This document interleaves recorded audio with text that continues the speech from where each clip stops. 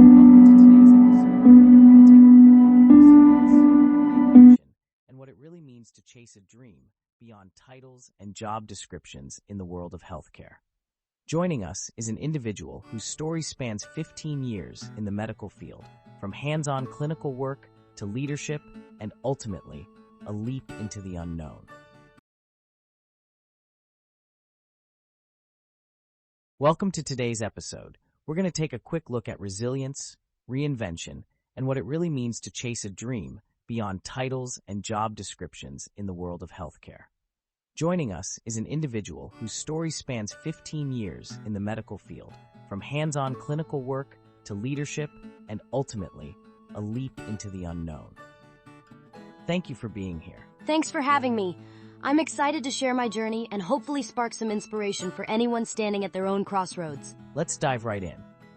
Over the years, you've held quite a few roles: medical assistant, implementation coordinator, HR generalist, and even coffee entrepreneur.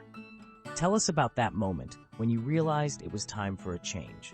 It's such a vivid memory. After dedicating myself to my career, there came a point where the titles, the stability, even the ivory tower feeling just didn't match up with my sense of purpose. I described it like standing on the edge of a waterfall, terrified to jump, but even more afraid to stay still. It was a moment that felt like everything was on the line: my livelihood, my family's stability, my own spirit. That takes a tremendous amount of courage. What pushed you to take that leap when staying might have seemed safer? Honestly, it was about more than the job. It was about reclaiming myself. I felt trapped, emotionally and creatively, giving so much of myself for causes and places that no longer matched my dreams or values. I realized that real failure wasn't leaving. It was staying in a place that chipped away at who I am. So I chose to walk away and bet on myself for once. And that wasn't just a professional shift, but a very personal, emotional one too. You talk in your story about falling, about feeling raw and exposed. What got you through those toughest days? The support of loved ones, especially my son, made a huge difference.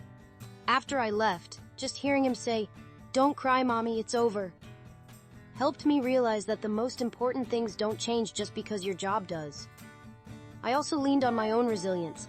There were days it felt impossible, like I was trudging uphill through mud, but I found strength in the knowledge that I was finally being true to myself. It seems like that sense of self propelled you forward, not just in healthcare roles, but into entrepreneurship too. How did that come about?